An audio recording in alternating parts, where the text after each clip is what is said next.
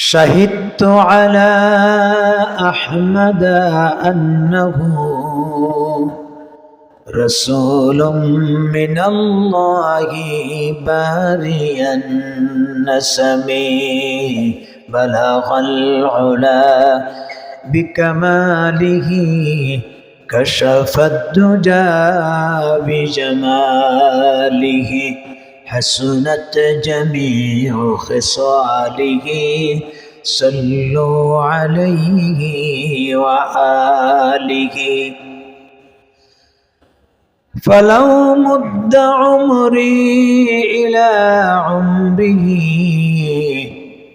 لكنت وزيرا له وابن عمي بلغ العلا بكماله كشف الدجى بجماله حسنت جميع خصاله صلوا عليه وآله।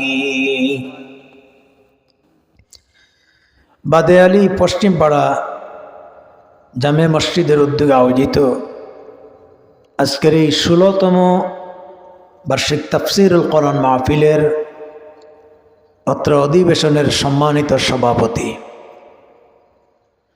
মুআজ্জাজ উলামায়ে কেরাম, এলাকার দিনদার ইমানদার ভাইরা, পর্দার অন্তর্গত আমার মা বোনেরা, আসসালামু আলাইকুম ওয়া রাহমাতুল্লাহি ওয়া বারাকাতুহু। আল্লাহ রব্বুল ইজ্জত ওয়াল জালালের আলিয়া শানে কালিমাতুশ শুকর আদায় করছি, যিনি আমাদেরকে আজকের এই কনকনে শীত ঠান্ডাকে অপেক্ষা করে আল্লাহর কোরআনের কথা শোনার জন্য এই মজলিসে উপস্থিত হওয়ার তৌফিক দিয়েছেন।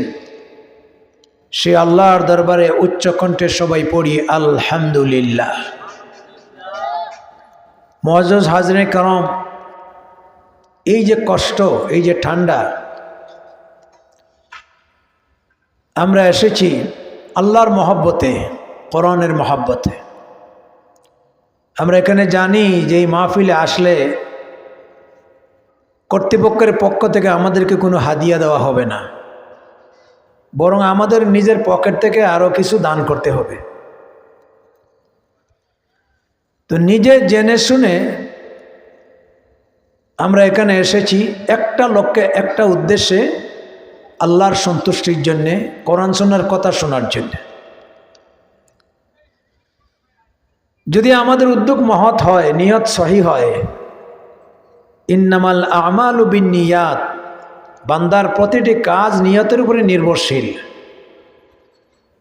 তাহলে এই ঠান্ডা, এই কষ্ট ইনশাআল্লাহ ব্যর্থ হবে না। কোরআনের সহবত, কোরআনওয়ালাদের সহবত, এটা কিন্তু তাচ্ছিকানি বিষয় না, এটা বিশাল বড় বিষয়। আল্লামা শেখ সাদি রহমতুল্লাহ আলাইহি বলেন, সুনিদম কে দররোজে উম্মীদ বীম কে বদারা বনে কা বেবখশদ করিম। আল্লামা শেখ সাদি রহমতুল্লাহ আলাইহি বলেন, যুগ যুগ ধরে উলামায়ে কেরামের জবান থেকে একটা কথা শোনা যায়, কাল কিয়ামতের দিন কঠিন ময়দানে আল্লাহ রাব্বুল আলামিন এই সমস্ত নেক কাজের জরিয়ায় তার অসংখ্য বান্দা বান্দীদের গুনাহ মাফ করে দিবেন। মরণা উপরে আসে। সুতরাং কিয়ামতের দিন এই যে উপস্থিতি, এটা আমাদের নাজাতের জরিয়া হতে পারে। আর বিশ্বকবি আল্লামা ইকবাল রহমতুল্লাহ আলাইহি তিনি আরো সুন্দর কথা বলেছেন। আল্লামা ইকবাল রহমতুল্লাহ আলাইহি বলেন,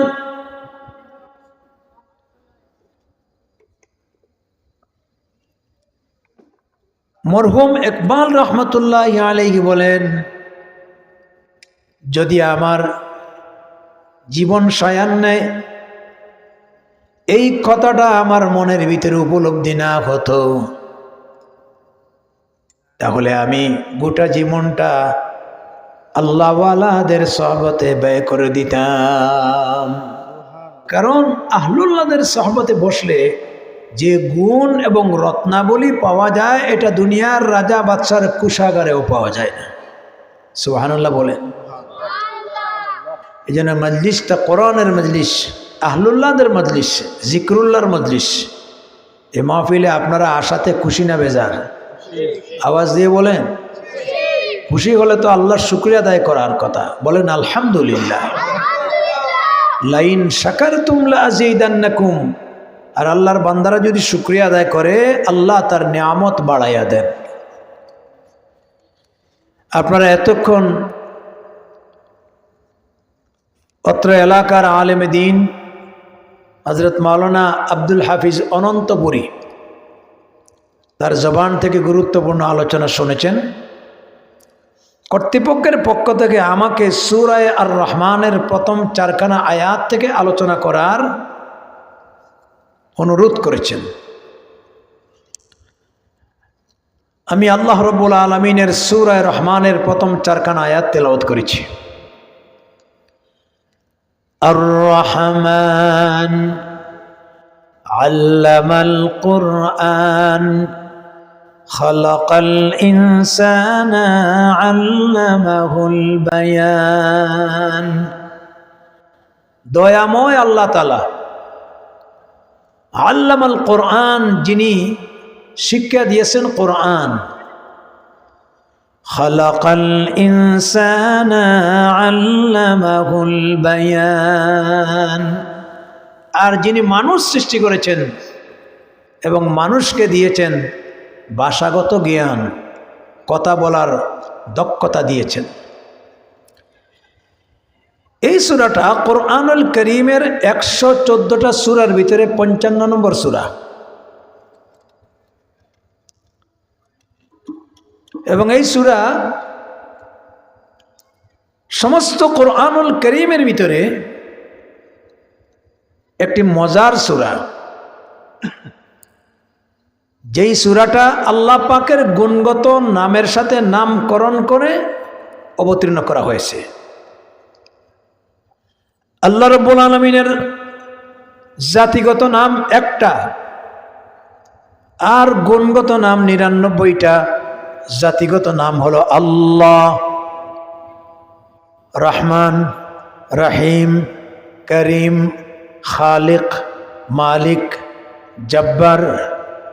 এই ধরনের 99টা নামের ভিতরে যে নামের ভিতরে দয়া আর মায়ায় ভরা, সেই দুইটা নাম হলো রহমান আর রহিম। আলহামদুলিল্লাহি রাব্বিল আলামিন আর রহমানির রহিম। নামাজের ভিতরে আমরা এই দুইটা নাম উচ্চারণ করি। তো যেই নামের ভিতরে দয়া আর মায়ায় ভরা, এই নামটা হচ্ছে রহমান। এই নামটা কি? আওয়াজ দিয়ে বলতে হবে, এই নামটা কি? রহমান। এই জন্য সূরার নাম হচ্ছে সূরায়ে আর রহমান। রহমান অর্থ হচ্ছে দয়াবান, মেহেরবান, নিষ্ঠাবান। এক কথায় আল্লাহ তার বান্দা এবং তার সৃষ্টিরাজির প্রতি তার দরদ এবং তার মমতা এই নামের মাঝে প্রকাশ করেছেন। এবং রহমানকে আল্লাহ নিজে পরিচয় দিয়েছেন। আল্লাহ রাব্বুল আলামিন কোরআনে কারীমে বলছেন, ওয়াসিআত রাহমাতি কুল্লা শাই। রহমান হচ্ছেন যিনি, যার দয়ার দ্বারা গোটা দুনিয়ার সব কিছুকে বেষ্টন করে রেখেছেন। ওয়া রাহমাতি ওয়াসিআত কুল্লা শাইইন, যার দয়ার ভিতরে পুরা জগৎ বেষ্টন হয়ে আছে। আল্লাহর দয়া না থাকলে গোটা জগৎ চলছে না। সুতরাং গোটা জগৎ চলছে আল্লাহর দয়ার কারণে, আল্লাহর মমত্ববোধের কারণে। বলেন সুবহানাল্লাহ। শুধু তাই না, এই সূরার ভিতরে আল্লাহ পাক একখানা আয়াত বারবার বলেছেন, فبأي آلاء ربكما تكذبان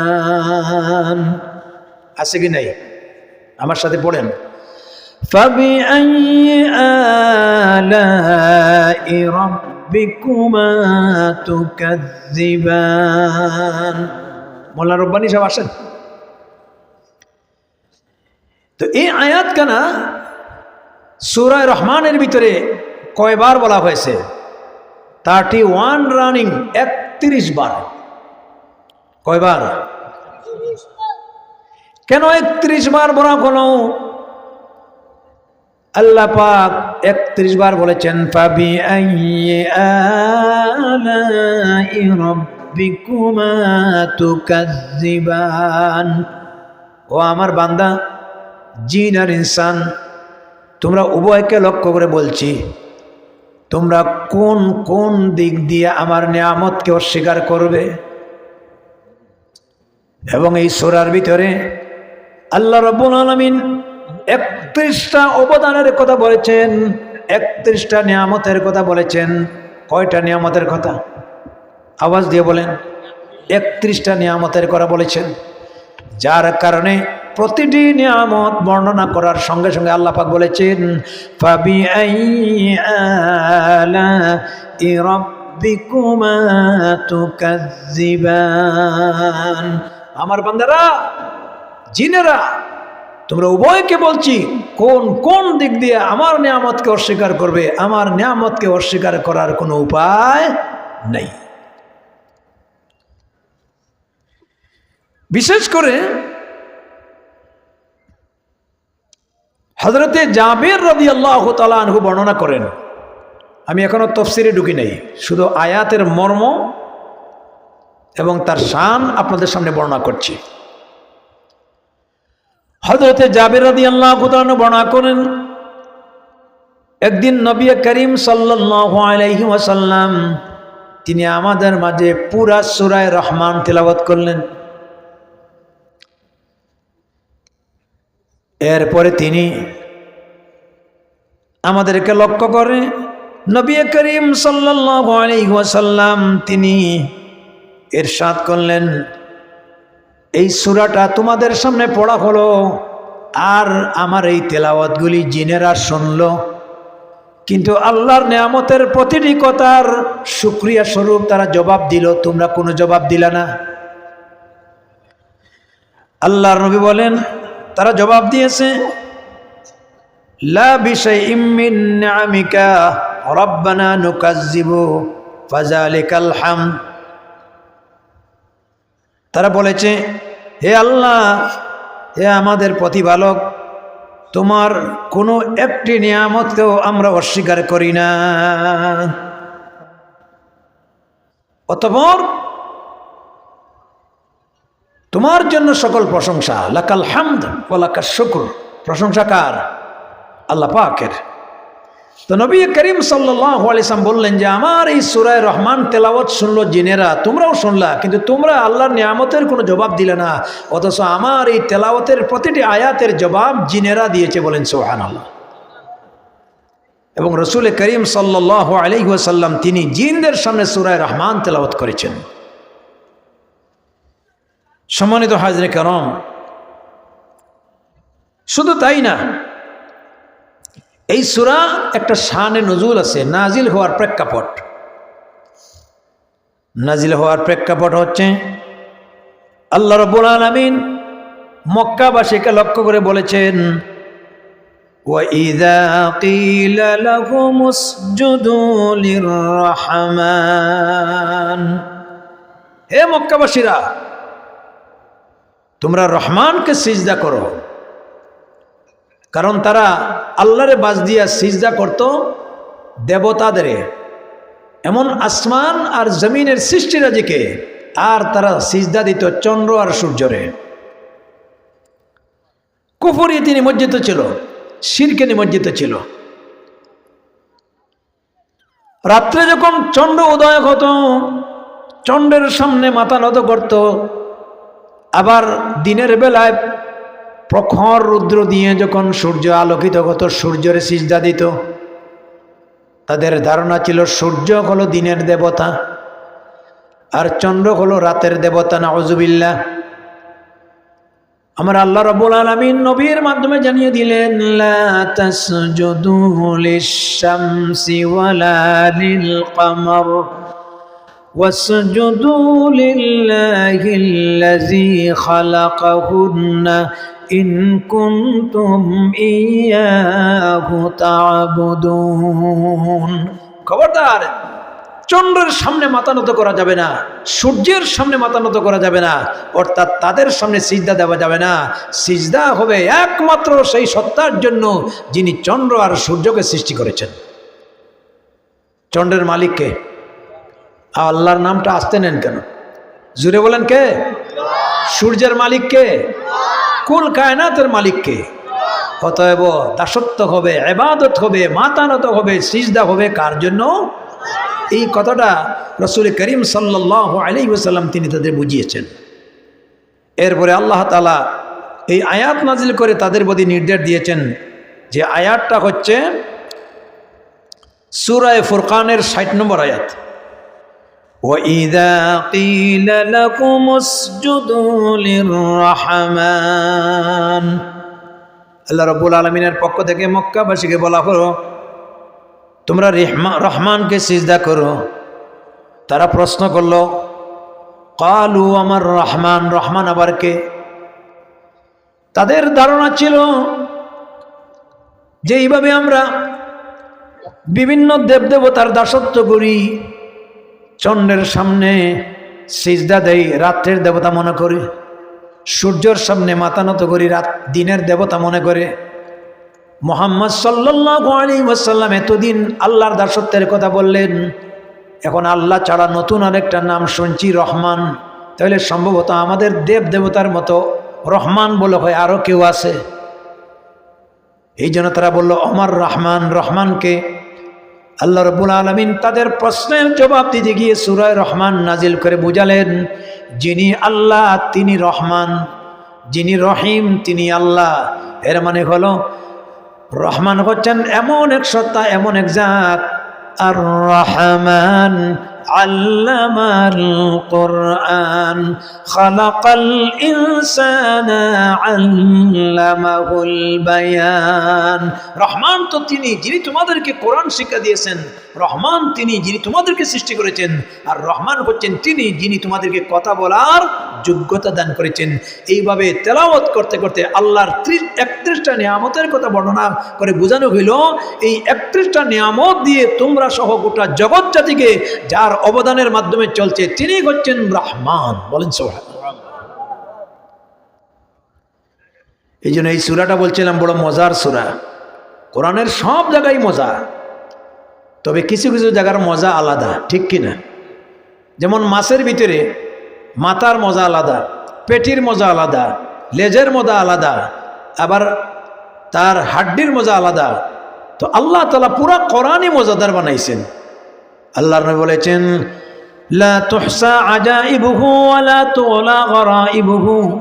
এই কোরআনের মজা কিয়ামত পর্যন্ত শেষ হবে না।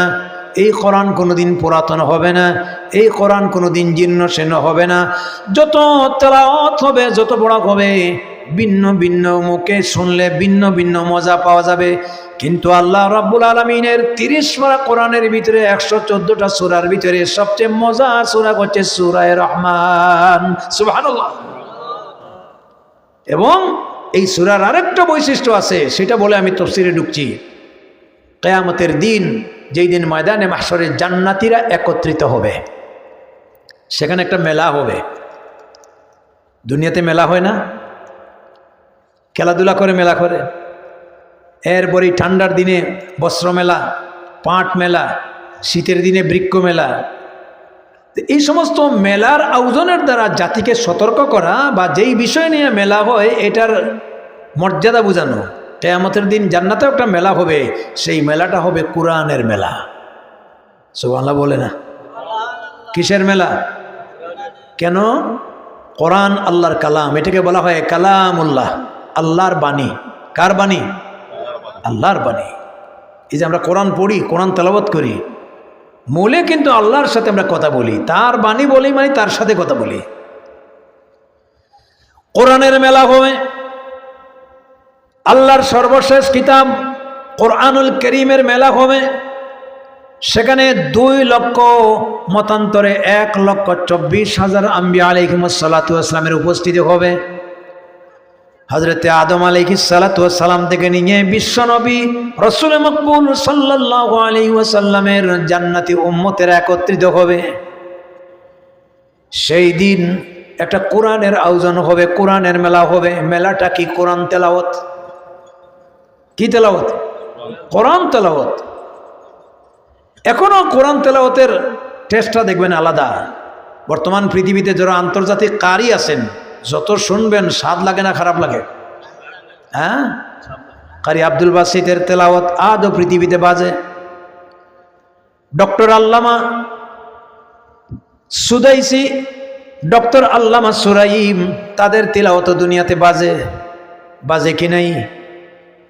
ঠিক তেমনি ভাবে আল্লাহর কোরআনের মেলা হবে।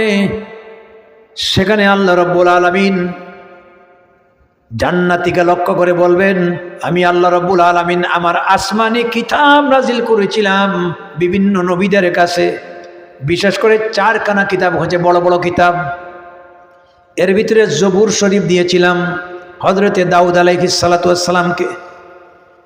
এত সুন্দর কণ্ঠ ছিল, যিনি তার দরাজ কণ্ঠে আমার আসমানি কিতাব তেলাওয়াত করতেন, যার তেলাওয়াত শোনার জন্য সমুদ্রের মাছ পর্যন্ত একত্রিত হইতো। আজ এই কোরআনের মেলাতে, আসমানি কিতাবের মেলাতে আমি আমার দাউদ নবীর কণ্ঠে আমার বাণী শুনতে চাই। জোরে বলেন সুবহানাল্লাহ। তখন তিনি তেলাওয়াত করবেন। এরপরে বিশ্বনবী রাসূল করিম সাল্লাল্লাহু আলাইহি ওয়াসাল্লামকে লক্ষ্য করা বলা হবে, হে নবী, আমি আপনার প্রতি 30 পারা কোরআনে কারীম নাজিল করেছিলাম। আপনি যখন এই কোরআনকে তেলাওয়াত করার জন্য, মুখস্থ করার জন্য চেষ্টা করতেন, আমি আল্লাহ রাব্বুল আলামিন আপনার কষ্ট দেখে আপনার প্রতি আমি দয়া করেছিলাম। লা তুহাররিক বিহি লিসানাকা লিতাআজালা বিহি ইন্না আলাইনা জামআহু ওয়া কুরআনা। হে নবী, আমার এই কোরআনে কারীমকে কণ্ঠস্থ করার জন্য আপনার জিহ্বাকে সঞ্চালন করার কোনো প্রয়োজন নাই, আপনার কষ্ট করার দরকার নাই। আমার জিবরিল পড়বে আর আপনি শুধুমাত্র তন্ময় হইয়া শুনবেন। আমি আল্লাহ রাব্বুল আলামিন আমার দয়ায় আপনার সিনার ভিতরে কোরআনকে কণ্ঠস্থ করে দেব। আর জোরে সুবহানাল্লাহ। এই কোরআনকে রুদ্ধ করার জন্য কাফিরেরা রাসূল করিম সাল্লাল্লাহু আলাইহি ওয়াসাল্লাম গলায় ফাঁস লাগাইছে, ঠিক কিনা? এই কোরআনের কারণে মক্কা থেকে হিজরত করতে মদিনায় যেতে হয়েছে। তো এত কষ্টের কোরআন আপনি আমার আজকেরই জান্নাতীদেরকে আপনার জবান দিয়ে কোরআন পড়ে শোনান। শুধু জান্নাতীরা শুনে না, আমি আল্লাহর স্বয়ং নবীর কণ্ঠে কোরআন শুনতে চাই। সুবহানাল্লাহ বলেন। আল্লাহ দুনিয়াতেও নবীর কণ্ঠে কোরআন শুনতেন। মাঝে মাঝে আল্লাহর রসুল রাত্রে ঘুমে যদি একটু লম্বা হয়ে যেত, আল্লাহ জাগাইয়ে দিতেন। সুবহানাল্লাহ বলবেন না? একটা সূরা আছে, সূরায়ে মুজাম্মিল আছে না? মুজাম্মিল অর্থ কি? কামলিওয়ালা। আরো আছে মুদ্দাসির। মুদ্দাসির অর্থ কি? হ্যাঁ, বস্ত্র পরিধানকারী। মানে রাসূল সাল্লাল্লাহু আলাইহি ওয়াসাল্লাম কোনোদিন চাদর গায়ে দিয়ে শুয়ে থাকতেন, কোনোদিন বস্ত্র মানে তার নিজের সাধারণ জামা পরে শুইতেন। তো আল্লাহ রাব্বুল আলামিন রাতের শেষ দিকে মানুষ যখন নাক ডাকাইয়া ঘুমাইতো, আল্লাহ পাক নবীকে সজাগ করে দিতেন। কারণ হাদিস শরীফে আসছে, লিকুল্লি লাইলা, এমন কোন রাত নাই যে রাতের শেষ ভাগে আল্লাহ তাআলা প্রথম আসমানে অবতরণ করেন নাই। সুবহানাল্লাহর আওয়াজে তো আসতে কেনে? আমরা তো জানি খালি শবে বরাতেই আল্লাহ প্রথম আসমানে আসেন। না না না, প্রতিটি রাতের শেষ ভাগে আল্লাহ কোথায় আসেন? প্রথম আসমানে অবতরণ করেন। এই সময়টা খুবই গুরুত্বপূর্ণ। এই সময় যদি কেউ ঘুম থেকে সজাগ হয়, এই সময় যদি কেউ তাহাজ্জুদ পড়ে, এই সময় যদি কেউ তওবা ইস্তিগফার পড়ে, এই সময় যদি কেউ চোখের পানি ছেড়ে দেয়, এই সময়টার তার আমলটা আল্লাহর কাছে যত পছন্দনীয়, অন্য সময়ের আমল কিন্তু ততক্ষণ পছন্দনীয় নয়। এই জন্য গভীর রাত্রে, শেষ রাত্রে ওটা, এটা আল্লাহওয়ালাদের খাসলত। কার খাসলত? আল্লাহওয়ালাদের খাসলত। যত বড় বড় বুজুর্গানে দিন, তারা কিন্তু শেষ রাত্রে কানেকশন যুগান কার সাথে? আল্লাহর সাথে। এটা নবীদের বৈশিষ্ট্য। বাংলাদেশের একজন বড় মুফাসসির ছিলেন আল্লামা হাবিবুল্লাহ মিসবাহ রহমতুল্লাহ আলাইহি, নাম শুনছেন নি? হ্যাঁ, এরে বলে মুফাসসির। আচ্ছা, সম্মানিত হাজরে কেরাম, হাবিবুল্লাহ মিসবাহ সাহেবের আমি তফসির শুনেছি চট্টগ্রামে স্টুডেন্ট লাইফে। তিনি একটা কথা বলতেন, বাচ্চার কান্না ছাড়া, নবজাতকের কান্না ছাড়া যেইভাবে মায়ের স্তনে জোয়ার আসে না, শেষ রাত্রের কান্না ছাড়া আল্লাহর রহমতের জোয়ার আসে না। সুবহানাল্লাহ বলেন, এটা বড় জ্ঞানী কথা। নবজাতক বাচ্চা, দুধের বাচ্চা কানলে তখন মা কাজকর্ম ছেড়ে দিয়ে বাচ্চাকে কুলে নিয়ে কি খাওয়ায়? দুধ খাওয়ায়, ঠিক কিনা? তো ও যদি না কানতো, মায়ের ভিতরে দরদ আসতো। আপনি আমি যখন আল্লাহর কাছে কানবো, আল্লাহ সবচেয়ে বড় দয়াবান আর রহমান, আল্লাহ সঙ্গে সঙ্গে তার বান্দারে, তার বান্দিরে তার রহমতের কুলে আশ্রয় দান করেন।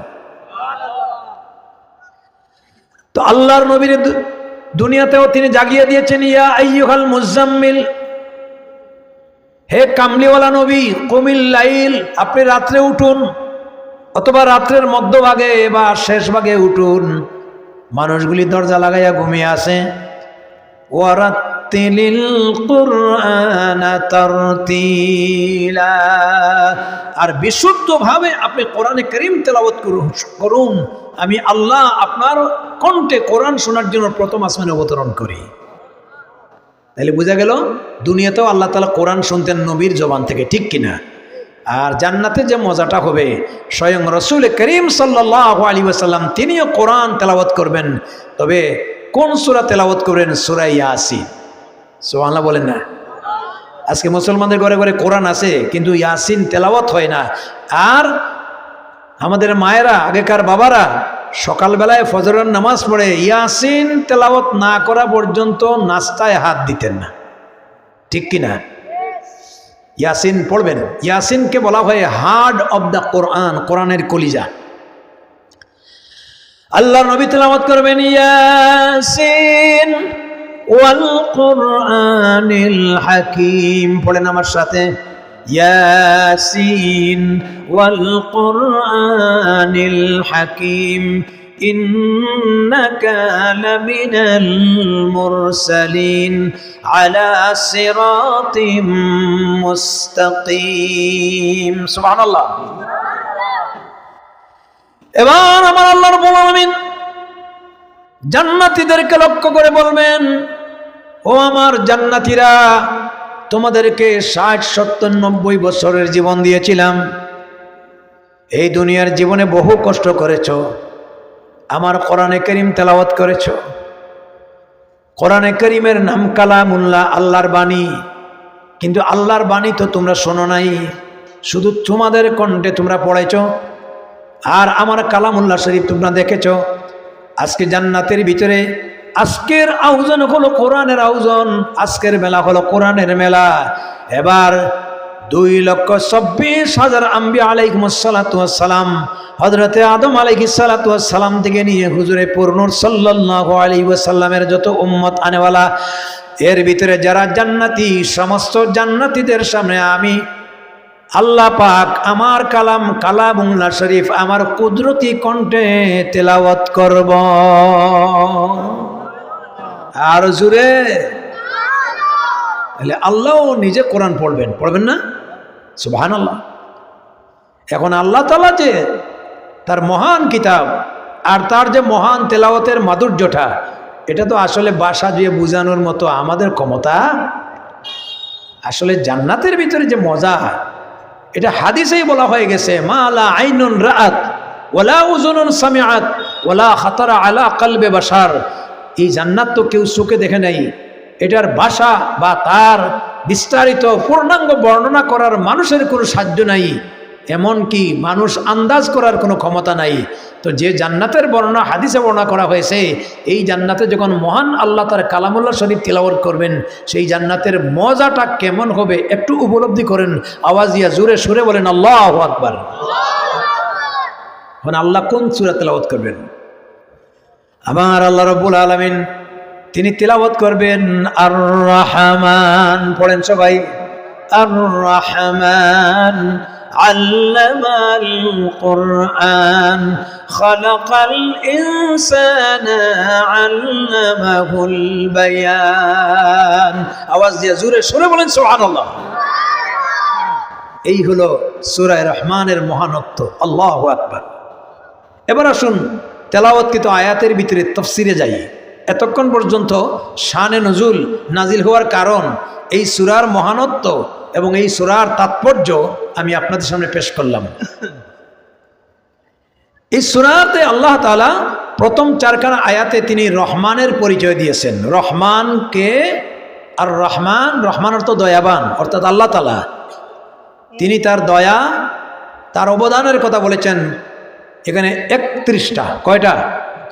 31টা অবদানের কথা বলে আবার 31 বার বলেছেন ফাবি আইয়ি আলাই রাব্বিকুমা তুকাজ্জিবান। 31টা অবদানের ভিতরে, নিয়ামতের ভিতরে আল্লাহ তাআলা প্রথম নিয়ামত যেটি বান্দাদের ব্যাপারে বলছেন আল্লামাল কোরআন। আমার এই অবদানের ভিতরে বড় অবদান হচ্ছে আমি তোমাদেরকে শিক্ষা দিয়েছি কোরআন। সুবহানাল্লাহ বলেন। তাহলে 1 নম্বর আল্লাহর নিয়ামত হচ্ছে কোরআন। 1 নম্বর কি? কোরআন। আল্লাহ রাব্বুল আলামিন 2 নম্বরে বলেছেন খালাকাল ইনসান।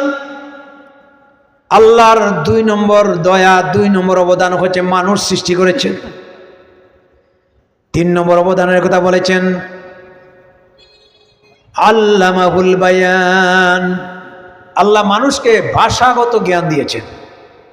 এই যে আমরা ভাষাগত কথা বলি, এটা কার দান? কার দান?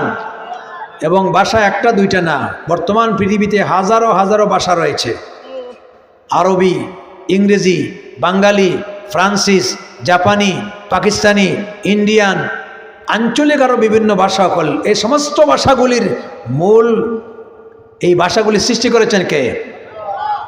আল্লাহ তাআলা দুনিয়ার শুরুতেই ভাষা দিয়েছেন। হযরতে আদম আলাইহিস সালাতু ওয়াস সালামকে বলেছেন ওয়া আল্লামা আদামাল আসমাআ কুল্লাহা। আমার আদমকে এই দুনিয়ার সব কিছুর নাম শিক্ষা দিয়েছি এবং কোনটা কী জন্য সৃষ্টি করা হয়েছে তার করণীয় জানিয়ে দিয়েছি। এর সাথে তিনি ভাষাগত জ্ঞান দিয়েছি। আজকের এই তফসিরে দেখলাম যে হযরতে আদম আলাইহিস সালাতু ওয়াস সালাম তিনি 700 ভাষায় কথা বলতেন। একটা দুইটা ভাষা জানতেন না। কয়শো ভাষা? 700। আমাদের দেশে যত বড় পণ্ডিত হোক, বড় জোরে 4 থেকে 5টা ভাষার উপরে জানেও না। কথা বলে না কেন? কিন্তু আল্লাহ তাআলা আমাদের পিতা আদম আলাইহিস সালামকে 700 ভাষার জ্ঞান দিয়েছিলেন। তিনি 700 ভাষায় কথা বলতেন। যে ভাষা আল্লাহ পাকের একটা দান। ভাষা না থাকলে আমরা কথা বলতে পারি না। মনের রুচি বা এই যে আমরা ওয়াজ করতেছি, তাফসির করতেছি, যদি আমাদের ভাষা না থাকতো, কথা বলার দক্ষতা না দিতেন, আজকে কোরআন বোঝানো মানুষকে পক্ষে সম্ভব?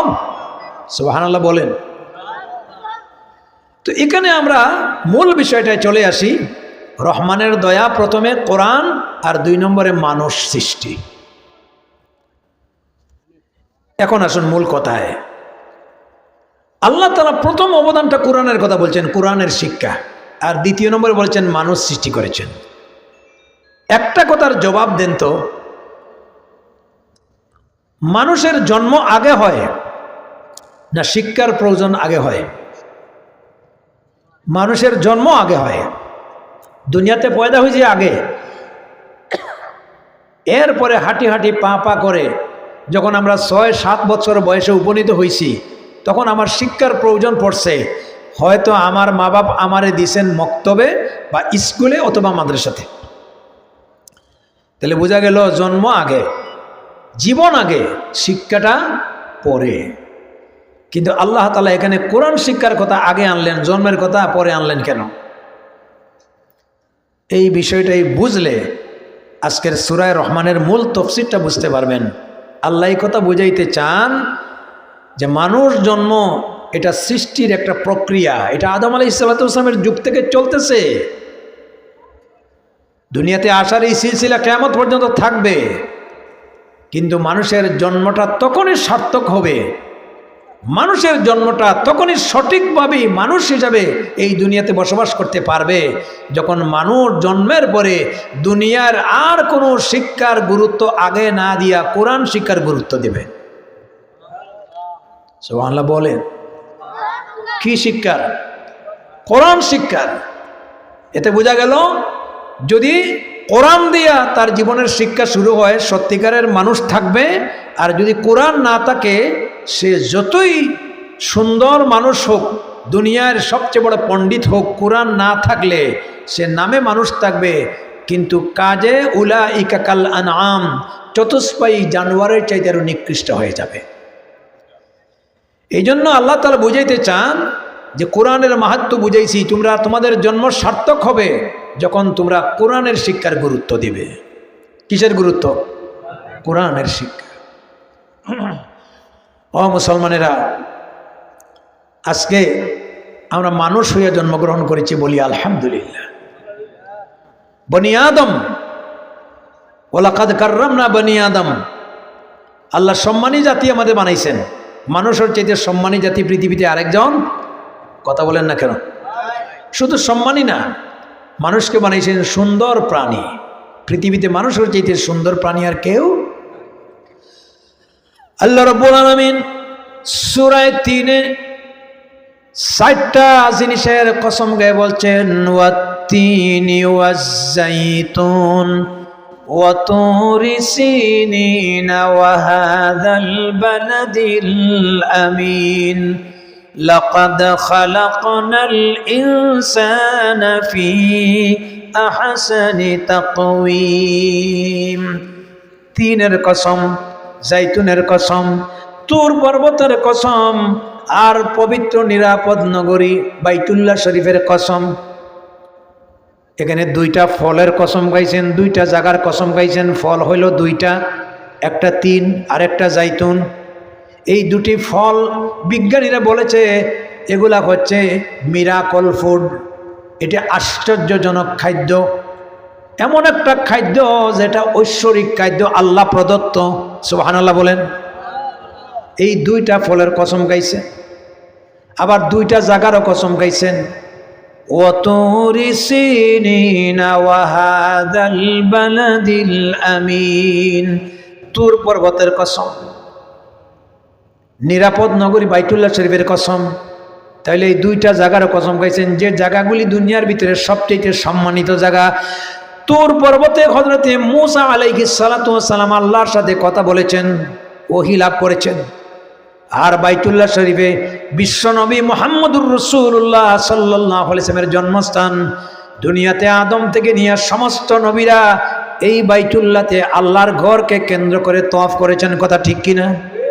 দুইটা জায়গা বড় মর্যাদাপূর্ণ, আর দুইটা ফল খুবই মর্যাদাপূর্ণ।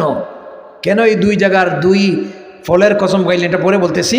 এই কথাগুলি বলে আল্লাহ বলছেন, লাকাদ খালাকনাল ইনসানা ফি আহসানি তাকওয়িম, আমি মানুষকে খুব সুন্দর ডিজাইন দিয়ে, অত্যন্ত রূপ দিয়ে, অবয় দিয়ে আমি সৃষ্টি করেছি।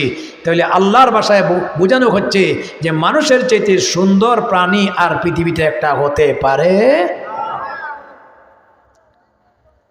তো আল্লাহ তাআলা যে মানুষকে মর্যাদাশীল বানাইলেন, যে মানুষকে আল্লাহ তাআলা সৌন্দর্যের বিকাশ ঘটালেন, আজকে এই মানুষ যখন আল্লাহ তাআলার দেওয়ার শিক্ষা থেকে বঞ্চিত হয়, আল্লাহর দেওয়ার শিক্ষা থেকে যখন মানুষ নিজেকে গুটিয়ে নেয়, সে যত বড় পণ্ডিত হোক আর যত সুন্দর হোক, তার চরিত্র জীব জনের চেয়ে নিকৃষ্ট হয়ে যায়। এই জন্য কোরআন শিক্ষার খুবই গুরুত্ব। ওই যে বড় বড় বিশ্ববিদ্যালয়ে বাংলাদেশে বিদেশে আমাদেরও সবার একটা ধারণা থাকে যে আমার ছেলেটা যদি সুযোগ পায় ভার্সিটির ছাত্র বানাবো, ইঞ্জিনিয়ার বানাবো, ডাক্তার বানাবো, বড় বড় জ্ঞানী বানাবো। কিন্তু একটা জিনিস মনে রাখবেন, আজকের সর্বোচ্চ বিদ্যাপীঠ বিশ্ববিদ্যালয়গুলিও পড়াশোনা করে এখান থেকে কাঙ্ক্ষিত মানের মানুষ তৈরি হচ্ছে না। ঠিক কিনা? এই যে বাংলাদেশে দুর্নীতি হলো, হাজারো হাজারো কোটি কোটি টাকা আপনাদের পকেট উধাও করে দেশের বাহিরে নিয়ে গেল, সুইস ব্যাংকে জমা রাখলো, এবং যে সমস্ত চেয়ারে বসে বড় বড় লোকেরা দুর্নীতি করলো বহির্বিশ্বে, দেশে না বাহিরে দেশে গিয়া জায়গা কিনলো, নিজের নামে না, দোরা খাবে বউয়ের নামে।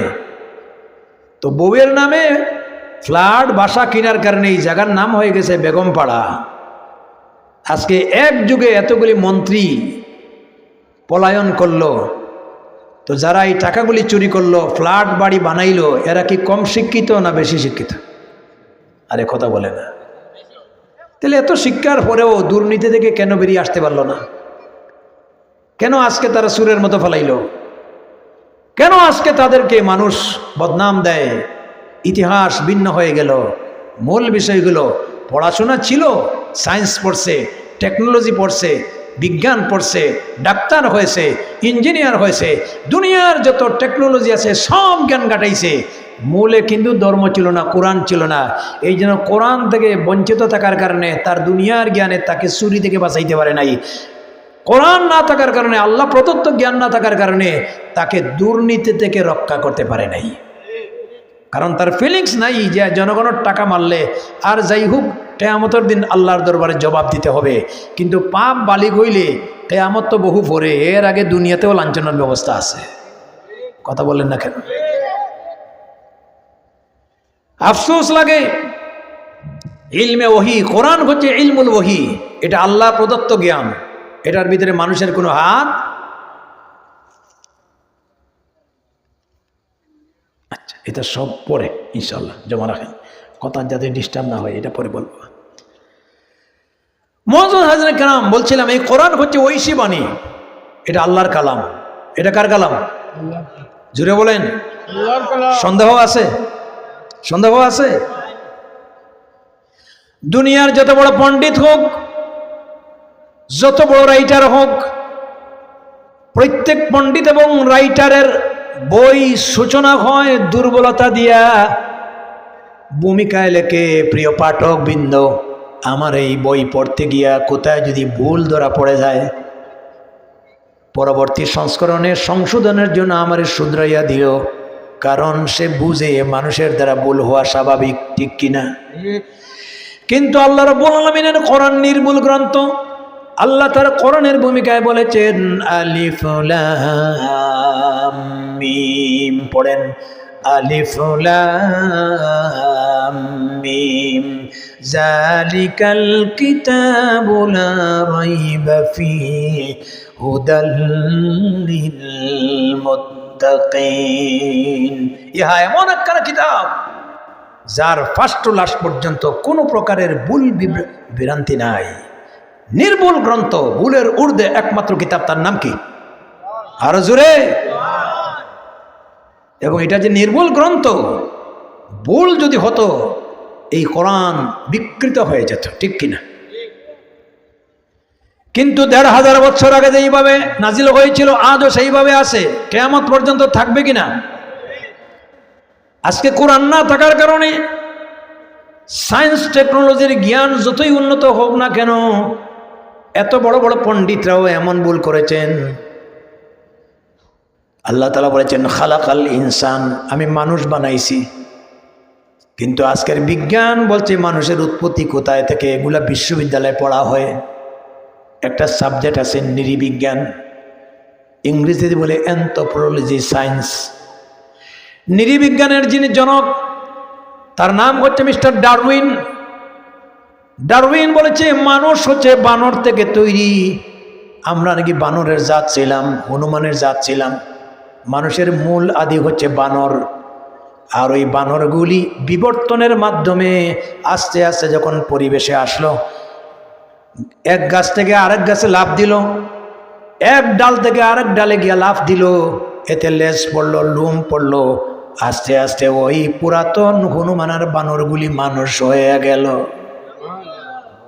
এখন এগুলো পড়ানো হচ্ছে থিওরি, এগুলো না পড়লে, পরীক্ষায় এটা না লেখলে ছাত্ররা ফেল মারবে, ঠিক কিনা? কিন্তু আমার ইসলাম কি বলে? আমরা কি বানরের জাত, হনুমানের জাত? যদি আমরা বানর থেকে জন্ম হতো এই কথা বিশ্বাস করতাম, তাহলে আমাদের মান কমতো না বাড়তো? হ্যাঁ, আল্লাহ পাক মানুষকে সম্মানী জাতি বানাইছেন। আল্লাহ আমাদের পরিচয় দিয়েছেন আমরা আওলাদে আদম, আদম আলাইহিস সালাতু ওয়াস সালামের সন্তান, ঠিক কিনা? এখন তার একটা লজিক আছে। লজিকটা কি? বানর এবং হনুমানের মুখের সাথে দেখবেন মানুষের হাত পা এবং মুখমণ্ডলের একটু সাদৃশ্য, একটু মিল পাওয়া যায়। ধরে নিলাম বানরের মুখের সাথে হনুমানের হাত পায়ের সাথে মানুষের অঙ্গ প্রত্যঙ্গের একটা মিল পাওয়া যাওয়ার কারণে ধরে নিলাম বানর থেকে মানুষ তৈরি হয়েছে। এখন এই যুক্তিতে যদি আমরা বানর থেকে মানুষের উৎপত্তি আমরা মনে করি, আপনারা দেখবেন অনেক মাছ আছে যেই মাছের সাথে ভিন্ন মাছেরও সাদৃশ্য পাওয়া যায়, যেমন পাবদা মাছ। পাবদা মাছের মাথা দেখতে বোয়াল মাছের মতো সেম লাগে, কিন্তু কোনো মৎস্যবিজ্ঞানী এই কথা বলবে না যে পাবদা মাছ বোয়াল মাছ ছিল, চুনোপুটি খাইয়া খাইয়া বোয়াল মাছ হয়ে গেছে।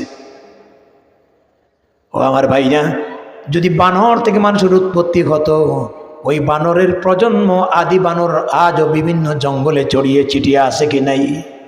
জুড়ে বলেন, আফ্রিকার জঙ্গলে আছে কি নাই? কিন্তু আজ পর্যন্ত কোথায় খবর পাওয়া গেল না।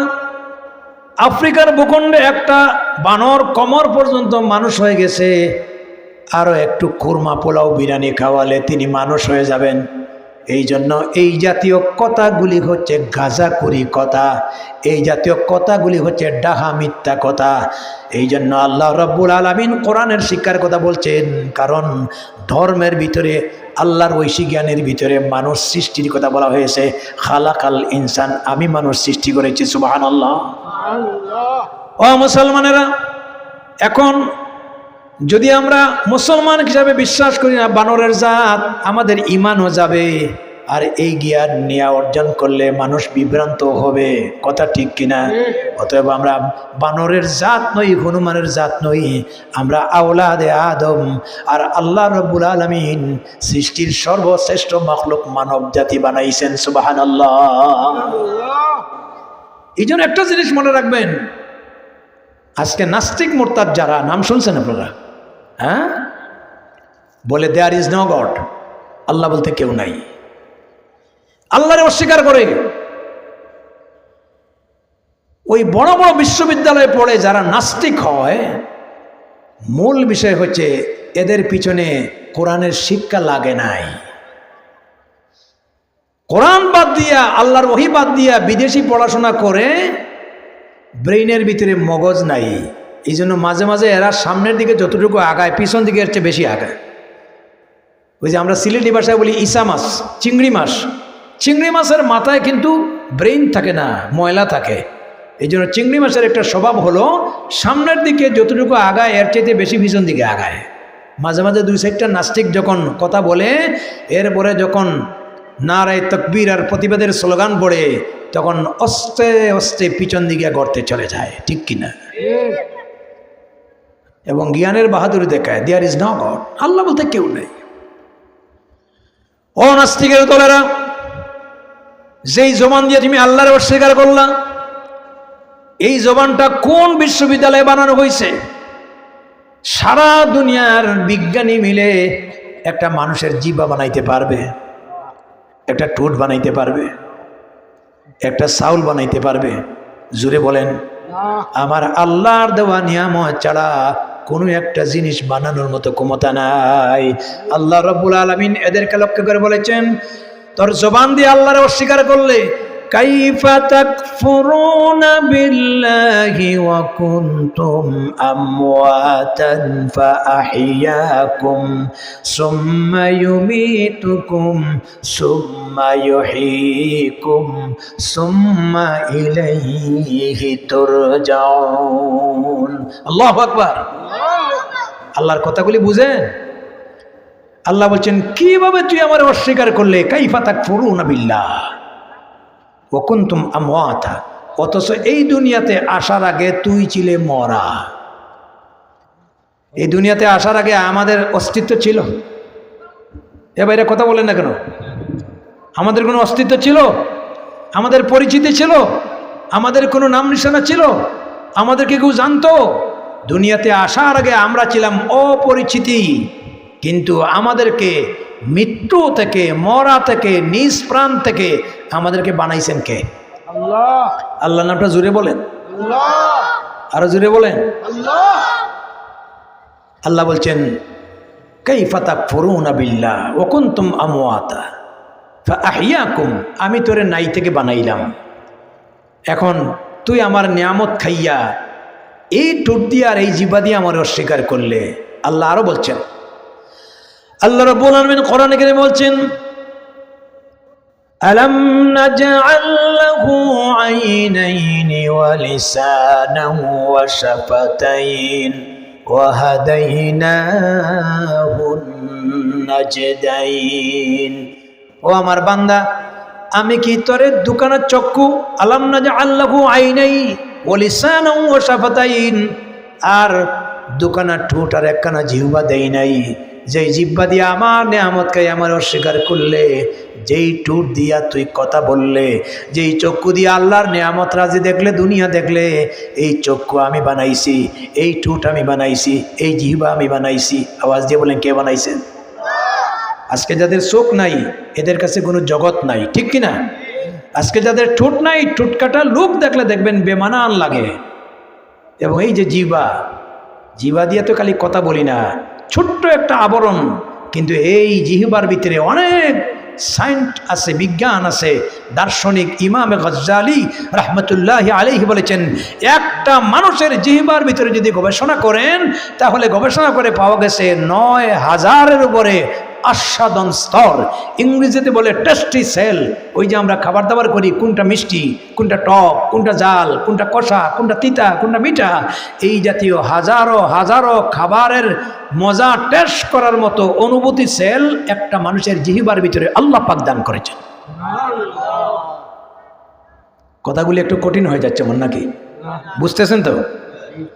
আমারে দিয়েছেন সূরা রহমান থেকে আলোচনা, বুঝছেন? আর যেহেতু তাফসির মাহফিল, তাফসিরের আলোকে কথা না বললে আবার আল্লাহর কাছে জবাবও দিতে হবে। কোরআনের কথাগুলি স্বাদ লাগে কিনা, ভালো লাগে কিনা? এই জন্য আল্লাহ রাব্বুল আলামিন বলছেন সুম্মা ইউমীতুকুম, এই জিহ্বা দিয়ে আমার নিয়ামত ভোগ করলা, এই চক্ষু দিয়া জগৎ দেখলা, এই ঠোঁট দিয়া কথা বললা, আমার দেওয়া বাতাস অক্সিজেন তুমি গ্রহণ করলা। ভাইরা আমার, আমরা মাঝে মাঝে অসুস্থ হয়ে গেলে, মেডিকেল গেলে আমাদের কৃত্রিম অক্সিজেন লাগে কি নাই? কথা বলেন না? নাক দিয়া পাইপ ঢুকাই অক্সিজেন দেয়, তখন ডাক্তার, ক্লিনিক অথবা মেডিকেল ঘন্টা হিসাবে অক্সিজেনের টাকা নেয়, ঠিক কিনা? 3টা দিন যদি অক্সিজেন লাগে, বিল উঠে যায় 2-2.5 লক্ষ টাকা। আল্লাহ রাব্বুল আলামিন 24 আওয়ার্স আমাদেরকে অক্সিজেন দিয়েছেন ফ্রি। সুবহানাল্লাহ! কার বাতাস ভোগ করছেন আপনি? সেই আল্লাহরে অস্বীকার করেন। আল্লাহ পাক বলছেন সুম্মা ইউমীতুকুম, কয়দিন অস্বীকার করবা আর কয়দিন তুমি আমার নাফরমানি করবা? দেখি তোমারে সুযোগ দিছি 30 বছর, 40 বছর, 50 বছর, 60 বছর, 80-90 বছর।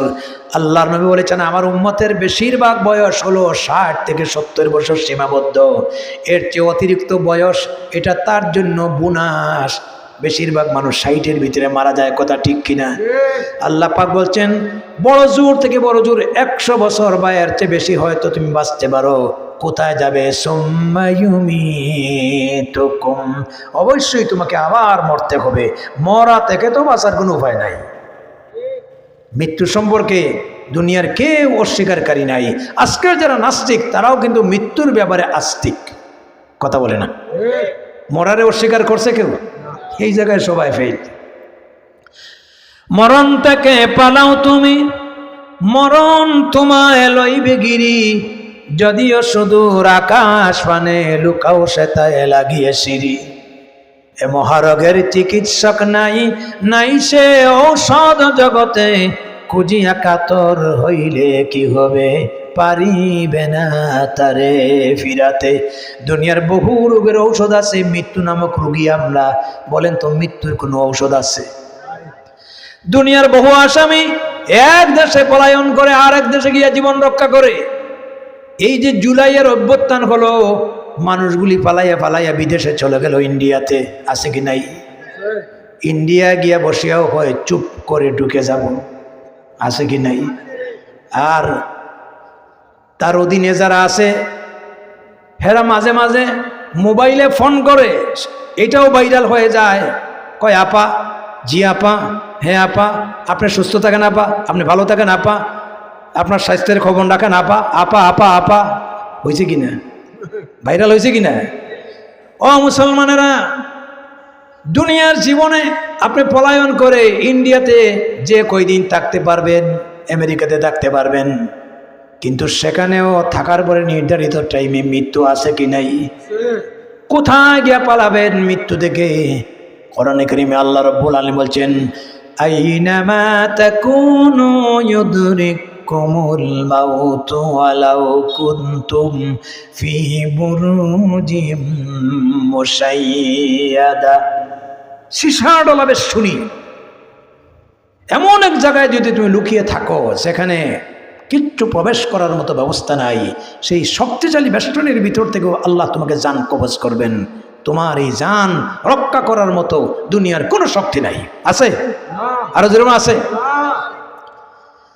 আল্লাহ রাব্বুল আলামিন এই জন্য বলছেন সুম্মা ইউমীতুকুম, মরতে তো হবে, মরার পরে তো শেষ হবে না। আল্লাহ রাব্বুল আলামিন আর বলেছেন সুম্মা ইউহয়িকুম, আবারও পুনরুত্থান হবে। আমরা যখন মানুষকে কবরস্থ করি তখন দাফন করার সময় দোয়া পড়ি। কি দোয়া পড়ি? মিনহা খালাকনাকুম, বলেন সবাই, মিনহা খালাকনাকুম ওয়া ফিহা নুঈদুকুম ওয়া মিনহা নুখরিজুকুম তারাতান উখরা। আসলে এটা দোয়া না, এটা কোরআনের আয়াত। দোয়া হিসাবে পড়ি, কিন্তু এটা কোরআনের কি? জোরে বলেন। আমরা বলি মিনহা খালাকনাকুম, এই মাটি দ্বারা তোরে বানানো হয়েছে, ওয়াফিহা নুঈদুকুম, আল্লাহর বান্দারে, আল্লাহর বান্দিরে আবার এই মাটির ভিতরে পুঁতে রাখা হচ্ছে, কবরস্থ করা হচ্ছে। এখন তোর কাফন, এরপরে অঙ্গ প্রত্যঙ্গ সব মাটি খেয়ে শেষ করে দিবে। ومنها نخرجكم تارة أخرى, আবার কিয়ামতের দিন এখান থেকে আবার আল্লাহর দরবারে থেকে উঠানো হবে। ঠিক কি না? আল্লাহ বলছেন সুম্মা ইউহয়িকুম, আবার তোকে জিন্দা করা হবে। সুম্মা ইলাইহি তুরজাউন, আল্লাহর দরবারে সেই দিন আসামির কাঠগড়ায় দাঁড়াবে। তখন আল্লাহ জিজ্ঞাসা যদি করেন, আমার নিয়ামত খাইয়া, আমার দেওয়া বাতাস কাজে লাগে, আমার দেওয়া রোদ কাজে লাগিয়ে, আমার দুনিয়ার সব কিছু উপভোগ করে আমার নিয়ামতকে অস্বীকার করলে, এমনই আমি আল্লাহর অস্বীকার করলে, যদি আল্লাহ জিজ্ঞাসা করবেন, তার 14 গোষ্ঠী মিলে তার সারা জীবনের জ্ঞান লেখাপড়া করে, ডক্টরেট ডিগ্রি অর্জন করে, প্রফেসর আর ডক্টর হয়ে এই সমস্ত প্রশ্নের জবাব আল্লাহর সামনে দিতে পারবে? হা হা লা আদরি ছাড়া কোনো উপায় নাই। কথা বলেন না কেন? এই জন্য আল্লাহ তাআলা বলছেন, তুমি যদি মানুষ হইতে চাও, কি হইতে চাও? মানুষ হইতে চাও, তাহলে সঠিক মানুষ হইতে হলে আগে কোরআন শিখো, কোরআনের সাথে সুসম্পর্ক করো। কারণ কোরআন নাজিল করা হয়েছেই এটা মানবতার দিশারি হিসাবে, হুদাল্লিন নাস। যদি কোরআনের সাথে সম্পর্ক রাখো, কোরআন দিয়ে জীবন গড়ো, তুমি ডক্টর হও, ইঞ্জিনিয়ার হও, যত বড় বিজ্ঞানী হও, তুমি অমানুষ থাকবে না, তুমি মানুষ থাকবে। সুবহানাল্লাহ। শারীরিক গঠন আকৃতির দিক দিয়া সব মানুষ ওজন করা যায় না। আল্লামা রুমি রহমতুল্লাহ আলাইহি বলেছেন, গর্ব সূরত আদমে ইনসাবুদে, গর্ব সূরত আদমে ইনসাবুদে, আহমদ আবু জেহেল হাম এক সাবুদে। শারীরিক গঠনাকৃতি এইগুলার দ্বারা যদি সবাইকে মানুষ হিসাবে এক পাল্লায় ওজন করা যায়, তাহলে দেখো আবু জেহেলও মানুষ, আর মুহাম্মদ সাল্লাল্লাহু আলাইহি ওয়াসাল্লাম মানুষ। নবী মানুষ কিনা? হ্যাঁ, কথা বলে না। আমাদের দেশে আবার অতিভক্তি আছে, নবীরে মানুষ মানতে রাজি না। কিছু লোক আছে কি নাই? নবী মানুষ। তৎকালীন সময় মুশরিকরাই এই প্রশ্ন উত্থাপন করেছিল যে আমাদের মতো নবী খায়, বাজার করে, ব্যবসা করে, বিবাহ শাদী করে, তো নবী মানুষ হয়ে আবার নবী হয় কেমনে? আল্লাহ জানাইয়া দিলেন, আপনি তাদের জবাবে বলে দিন, আনা বাশারুম মিসলুকুম ইউহা ইলাইয়া, তোমাদের মতো আমি মানুষ। আল্লাহ তাআলা তোমাদের কাছ থেকে আমাকে নবী হিসাবে সিলেক্ট করেছেন। নবীর পিতা আছেন, নবীর মাতা আছেন, নবীর চাচা আছেন, নবীর দাদা আছেন, নবী বিবাহ করেছেন, নবী ব্যবসা বাণিজ্য করেছেন, নবী বাজার করেছেন, আছে কি নাই? মানবিক সব গুণাবলী নবীর ভিতরে ছিল, কিন্তু পার্থক্য হলো আমার কাছে ওয়াহি আসে, তোমাদের কাছে ওয়াহি আসে না। আল্লাহ আমাকে নবী বানাইছেন আর তোমাদেরকে আমার উম্মত বানাইছেন। এই কথাটা আজ পর্যন্ত আমরা বুঝলাম না, সহজ কথা। তো কবি বলছেন, শারীরিক গঠনাকৃতির দিক দিয়া যদি আবু জেহেল আর মুহাম্মদ সাল্লাল্লাহু আলাইহি ওয়াসাল্লামকে ওজন করা যায়, দুইজনের মধ্যে কোনো বেশ কম নাই। কারণ নবীরও গঠনাকৃতি, আবু জেহেলেরও গঠনাকৃতি। নবীর মধ্যে খাওয়া, আবু জেহেলের মধ্যে খাওয়ার আগ্রহ আছে, মানবিক প্রয়োজনীয়তা আছে, কিন্তু গুণাগত দিক দিয়া নবী আর আবু জেহেল সমান? জুড়ে বলেন। যার নাম ছিল আবুল হেকম, বুদ্ধিজীবীর জনক। এই যে বাংলাদেশে বড় বড় বুদ্ধিজীবী আছে কি নাই? এদের মাঝে মাঝে পরিচয় দেখিয়েন, পত্রিকায় দেয়, এদের মাথার অনেকটা চুল নাই, এয়ারপোর্ট হয়ে গেছে। কি হয়েছে? খেলার মাঠ। আর ইসলামের বিরুদ্ধে, নবীর বিরুদ্ধে, কোরআনের বিরুদ্ধে মাথে, এটাই তাদের বুদ্ধি। এবং বাংলাদেশে কিছু ভারতীয় দালাল আছে কি নাই? এখন ইন্ডিয়া যেইভাবে আমাদের সাথে লাগছে, কারণ 15.5 বছর এই দেশ থেকে তারা একসাথে খাইছে, আর অতীতের মন্ত্রী মিনিস্টারও দিছে। দিতে দিতে দিতে ভারত প্রেমিক এমনভাবে হয়েছে, হয় স্বামী স্ত্রীর সম্পর্ক বাংলাদেশের ভারত। নাউজুবিল্লাহ বলেন, বলে কি নাই? এমনকি সাবেক পলাতক প্রধানমন্ত্রী বলেছেন, ভারতরে যা দিছি সারা জীবন স্মরণ রাখবে। এখন এই উপাসী 15 বছর খানি হঠাৎ করে বন্ধ হয়েছে, মাথা তো আর জাগাত নাই, লাগাই দিয়েছে বাংলাদেশে। একবার দিল বন্যা, এরপরে আরো বিভিন্ন ধরনের চক্রান্ত করে এই দেশের মানুষ, মুসলমান আর হিন্দুদের ভিতরে একটা আপনার রক্তপাত ঘটাতে চায়, বিশৃঙ্খলা ঘটাতে চায়, শান্তি মানুষকে অশান্ত করতে চায়। অথচ সাম্প্রদায়িক সম্প্রীতি আমার বাংলাদেশে যতটুকু আছে, বিশ্বের মানচিত্রে এর ছটাকও নাই। এই দেশ মুসলমানের, এই দেশ হিন্দুদের, এই দেশ বৌদ্ধদের। একটা জিনিস মনে রাখবেন, আমরা বাংলাদেশি যারা আছি, মুসলমান, হিন্দু, বৌদ্ধ, খ্রিস্টান, ধর্ম যার যার, দেশ সবার। কথা বলেন না কেন? বরং এবারের পূজাতে আমরা যেইভাবে নিরাপত্তা দিছি, আলেমরা নিরাপত্তা দিছে, তারা আশ্চর্য হয়ে গেছে যে হুজুররা আমাদের পূজাতে নিরাপত্তা দিছে। কিন্তু আজকে নরেন্দ্র মোদী কি করতেছে? অথচ আমাদেরকে সাম্প্রদায়িক শিক্ষা দেয়। সাম্প্রদায়িক সম্প্রীতি বিনষ্ট হচ্ছে ভারতে, মসজিদ ভেঙে মন্দির বানাচ্ছে। কথা ঠিক কিনা? মুসলমানদের উপর হামলা করতেছে। এরা আবার বড় বড় বুদ্ধিজীবী। তো আমি এক জায়গায় বলছিলাম, যারা গরুর মুত খায় আর দুধ ফালায়, দেখছেন আপনারা? খায় গীতা, গরুর ছানা খায়, 2 হাত দিয়ে লইয়া খায়। এরপরে ওই যে আসছিল, কলেরা রোগী আসছিল, সমস্ত শরীরে গোবর মাখাইছে। তো যারা গরুর মুত খায় আর দুধ ফালায়, এরা কিভাবে বুদ্ধিজীবী হয়? ঠিক কিনা বলেন? ও আমার মুসলমানেরা, অনেকে বুদ্ধিজীবী দাবি করে, কিন্তু কিসের বুদ্ধি? যে বুদ্ধি কোরআনের বিরুদ্ধে, ইসলামের বিরুদ্ধে। আল্লামা রুমি রহমতুল্লাহ আলাইহি বলেছেন, শারীরিক ঘটনাকৃতি দিয়া যদি মানুষ হিসাবে সবাইরে এক পাল্লায় ওজন করা যায়, আবু জেহেল আর মুহাম্মদ সাল্লাল্লাহু আলাইহি ওয়াসাল্লামের ভিতরে কোনো বেশ কম নাই। কিন্তু আবু জেহেলের মূল নাম ছিল আবুল হেকম, জ্ঞানীর জনক, বুদ্ধিজীবীর বাপ। এত বড় জ্ঞানীর জনক হওয়ার পরে আল্লাহ প্রদত্ত আল্লাহর কোরআনের শিক্ষা থেকে সে নিজেরই গুটিয়ে নিয়েছিল, যার কারণে সে মানুষ হইতে পারে নাই। আবু হেকম থেকে তার পরিচয় হলো আবু জেহেল, মূর্খের পিতা। আর আব্দুল্লাহর ছেলে মুহাম্মদ সাল্লাল্লাহু আলাইহি ওয়াসাল্লাম আল্লাহর পক্ষ থেকে কোরআন পাইয়া হইলেন মুহাম্মাদুর রাসূলুল্লাহ। সুবহানাল্লাহ বলেন না? এই কথাটা শুনলেই তো মহব্বতে ভরে যায়। নবীর প্রতি মহব্বত আছে কি নাই? আছে কি নাই? আল্লাহু আকবার। আমরা তো আমাদের কলিজার চাইতে বেশি মহব্বত করি নবীকে, ঠিক কিনা? নবীর অবশ্যই মহব্বত করতে হবে, এটা ইমানের দাবি। কিসের দাবি? জোরে বলেন, কিসের দাবি? আল্লাহর নবী বলেছেন, লা ইউমিনু আহাদুকুম হাত্তা আকুনা আহাব্বা ইলাইহি মিন ওয়ালিদিহি ওয়া ওয়ালাদিহি ওয়ান নাসি আজমাইন। তোমরা ততক্ষণ পর্যন্ত পূর্ণাঙ্গ মুমিন হতে পারবে না যতক্ষণ পর্যন্ত তোমাদের পিতা মাতা, পরিবার পরিজন, এমনকি তোমাদের প্রাণের চাইতে আমি রাসূলুল্লাহকে মহব্বত করবে না, ততক্ষণ পর্যন্ত তোমরা কামিল ইমানদার হতে পারবে না। সুবহানাল্লাহ। ইশকে মাহবুবে খুদা জিস দিল মে হাসিল নেহি, इश्क महबूब खुदा जिस दिल में हासिल नहीं, लाखों मोमिन हो मगर ईमान भी कामिल नहीं। শত সহস্র মুমিনের ভিতরে তুমি একজন হতে পারো, তোমার ভিতরে যদি রাসূলুল্লাহর মায়া না থাকে, মহব্বত না থাকে, তুমি সত্যিকারের ইমানদার হতে পারবে না। রাসূলুল্লাহর মহব্বত, সুবহানাল্লাহ, এই নামের ভিতরে একটা মজা, একটা মহব্বত। আল্লাহ রসুলের অসংখ্য গুণগত নাম আছে, একটা নাম হলো মুহাম্মদ আর একটা হলো আহমদ। মুহাম্মদ অর্থ প্রশংসিত, আহমদ অর্থ হলো অধিক প্রশংসিত। সুবহানাল্লাহ বলেন। ওনার চাচা আবু তালিব, আহারে,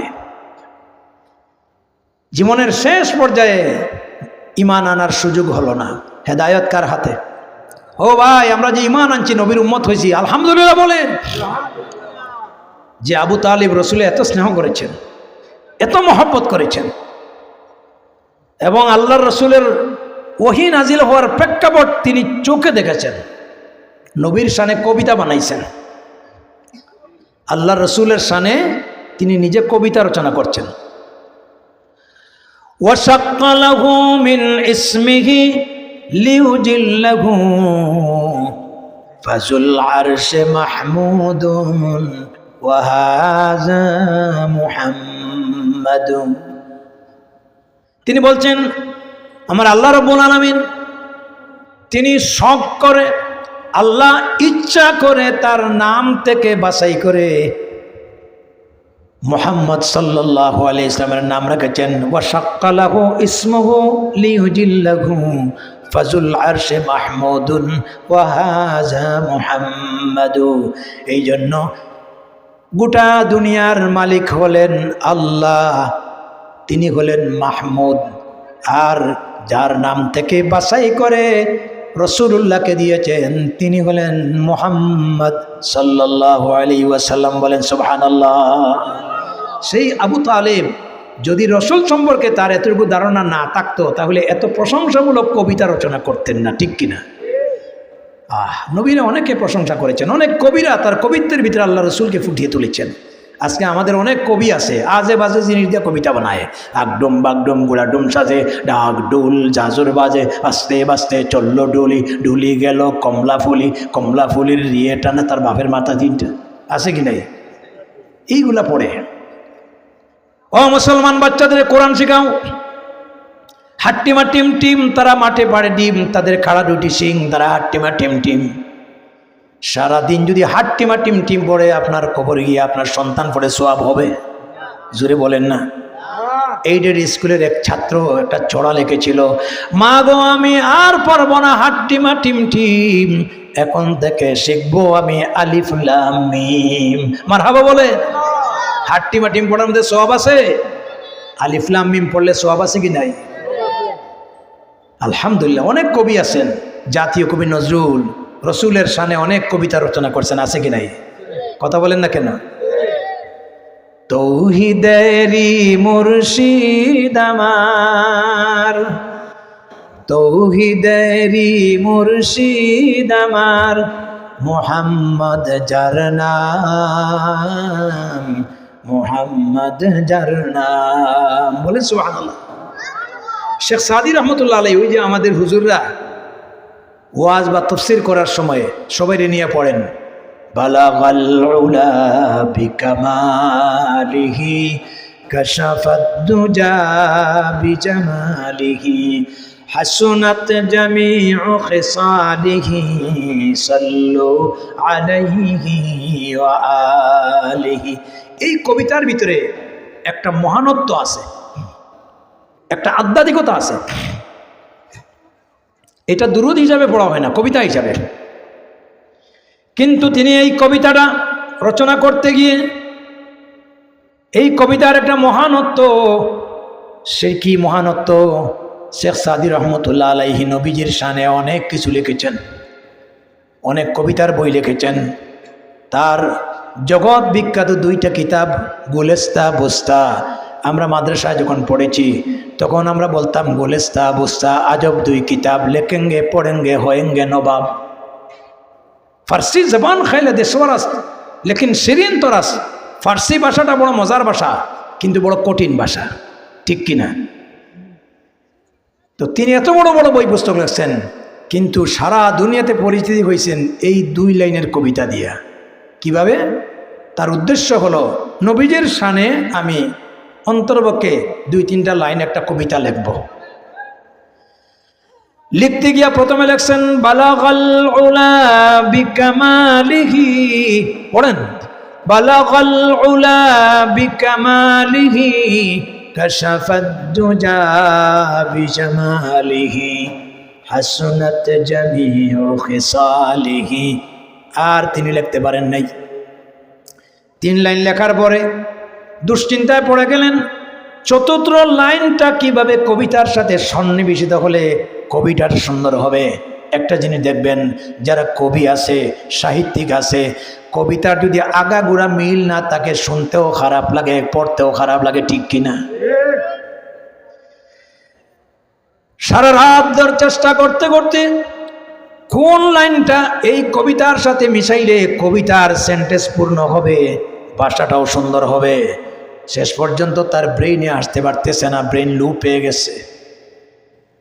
আল্লাহর উপর ভরসা করে কোরআন তেলাওয়াত করে ওযু করে 2 রাকাত সালাত পড়ে তিনি ঘুমিয়ে গেছেন।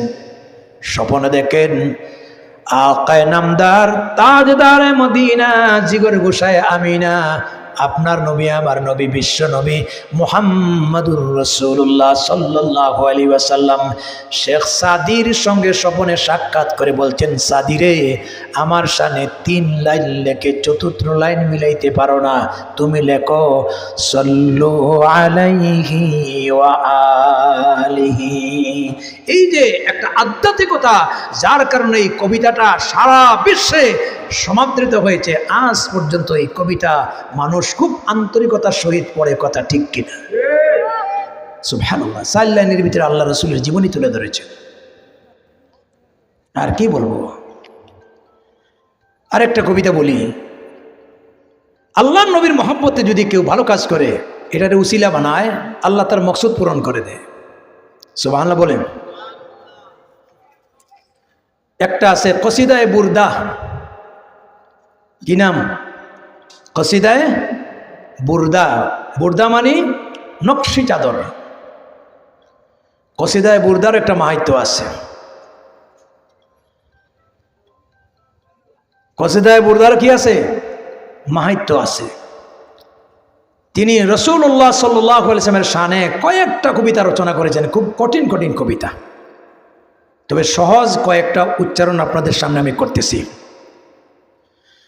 মুহাম্মাদুন সাইয়্যিদুল কাউনাইন ওয়াস সাকালাইন ওয়াল ফারিকাইন মিন আরবিন ওয়া মিন আজামি।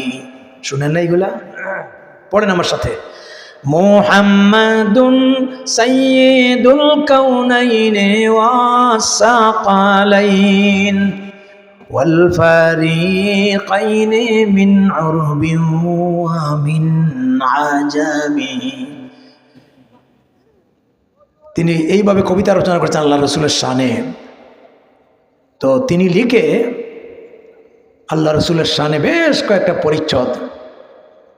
হঠাৎ করে তিনি হয়ে গেছিলেন শরীর দুর্বল, হাত পা অবশ, শুধুমাত্র শরীরটা এক জায়গায় বসে থাকত। আল্লামা বুসিরি রহমতুল্লাহ আলাইহি এত বড় সাহিত্যিক বুজুর্গ আলেম দ্বীন ছিলেন, কবিতা লেখে। এরপরে তিনি বলছেন যে আমি রাসূলুল্লাহ সাল্লাল্লাহু আলাইহি ওয়াসাল্লামের শানে আমি এই কবিতাটা রচনা করলাম, আল্লাহ তুমি এই কবিতার বদৌলতে আমারে তুমি সুস্থতা দান করো।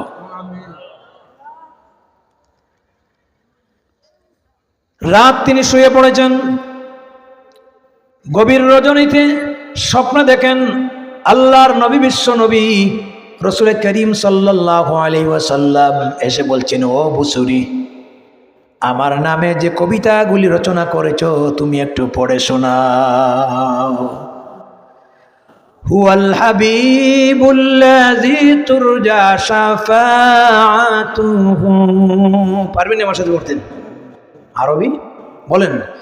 হুয়াল হাবিবুল্লাযী তুরজা শাফাআতুহু।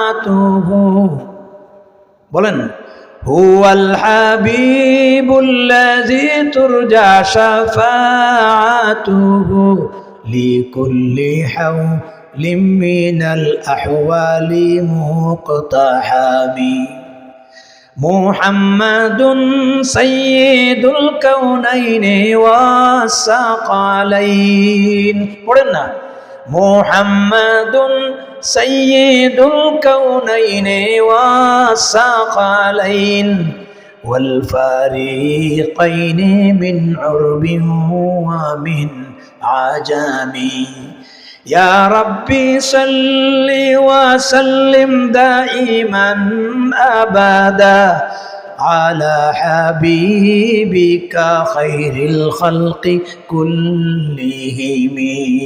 سبحان الله বলে রাসূলুল্লাহর দুরূদ পড়ছেন, রসুলের শানে কবিতা রচনা করছেন। সময় কম, ব্যাখ্যা দেওয়া যাবে না। আল্লাহর রসুল বলছেন, তুমি আমার শানে যে কসিদা তুমি রচনা করেছো এটা একটু পড়ে শোনাও স্বপনের মাঝে। এটার একটা আধ্যাত্মিকতা আছে। ইমাম বুসিরি রহমতুল্লাহ আলাই নবীজির শানে কসিদাটা পড়ে শোনালেন। এরপরে আল্লাহর নবী নিজের গায়ের উপর একখানা চাদর ছিল। কসিদায় বুরদা এই জন্য নাম রাখা হয়েছে, বুরদা অর্থ হচ্ছে নকশি চাদর, যে চাদরের ভিতরে নকশা করা, বিভিন্ন ধরনের ফুল টুল চাদরের ভিতরে আঁকানো আছে কি নাই। আল্লাহর রসুলের গায়ে এই চাদরখানা ছিল। নবীজির স্বপনে ইমাম বুসিরি রহমতুল্লাহ আলাইহিকে খুশি হইয়া তার গায়ের চাদরটা দিছেন, এটা গায়ে রেখে তুমি শুইয়া পড়ো। সকালে যখন ফজরের বেলায় ঘুম থেকে উঠছেন, দেখেন আল্লাহর রসুলের দেওয়া চাদর তার গায়ে আছে, আর তার শারীরিক যত ব্যাধি ছিল আল্লাহ রাব্বুল আলামিন সমস্ত ব্যাধি সঙ্গে সঙ্গে দূর করে দিয়েছে। সুবহানাল্লাহ। আসতে কেন? আমারে কত সময় দিছেন? আরো আধা ঘন্টা? হ্যাঁ, একটু জিকির করেন লা ইলাহা, জোরে সোরে লা ইলাহা সুবহানাল্লাহ আলহামদুলিল্লাহ লা ইলাহা সুবহানাল্লাহ আলহামদুলিল্লাহ লা ইলাহা। সম্মানিত হাজির کرام, যাই হোক, সকালে ঘুম থেকে সজাগ হইয়া দেখেন রাসূলুল্লাহ যে চাদরখানা উপহার দিয়েছিলেন তার গায়ের মধ্যে এই চাদরটা জড়িয়ে আছে। সুবহানাল্লাহ বলেন না। এরপরে তিনি ফজরের নামাজ পড়লেন। স্বপনে রাসূলের দেওয়া চাদর গায়ে লাগাইয়া তিনি রাস্তায় বের হইলেন। হঠাৎ করে একজন লোকের সঙ্গে সাক্ষাৎ। তিনি জিজ্ঞাসা করলেন, ভাই বুসিরি, দাঁড়াও তো দেখি, তুমি যে গতকাল রাত্রে নবীজির শানে একটা কসিদা পড়ছিলে, তুমি আমারে শোনাও। তিনি জিজ্ঞাসা করলেন, গভীর রজনীতে স্বপনের মাঝে স্বয়ং রাসূলুল্লাহ আমার কাছ থেকে কবিতা শুনেছেন, আর আমি তারে পড়িয়ে শুনিয়েছি, তুমি তো সেই জায়গায় ছিলে না, জানলে কেমনে? তিনিও ছিলেন মহান এক বুজুর্গ। তিনি বলছেন, তুমি যখন আল্লাহর রসুলের শানে কবিতা পড়েছিলে আর আল্লাহর রসুল তোমাকে এসে কবিতা শুনছিলেন আর চাদর উপহার দিয়েছিলেন, সেই সময়ে আমি কিন্তু উপস্থিত ছিলাম। ইমাম বুসিরি রহমতুল্লাহ আলাই সমস্ত কবিতাগুলি আবার পড়লেন। এই বুজুর্গ ইমাম বুসিরি রহমতুল্লাহ আলাইহির জবান থেকে কবিতা শুনে পরে লিখলেন। এই কবিতা আজকের লেখা না, আজ থেকে প্রায় 800 বছর আগের লেখা। আল্লাহ তাআলা কবুল করেছেন নবীর শানে, এমনভাবে সমাদৃত হয়েছে সারা দুনিয়াতে সকল ভাষায় অনুবাদ হয়ে গেছে। বলেন সুবহানাল্লাহ। এই জন্য ভাই, এই যে নবী প্রেম, নবীর মহব্বত সবার মাঝে থাকতে হবে।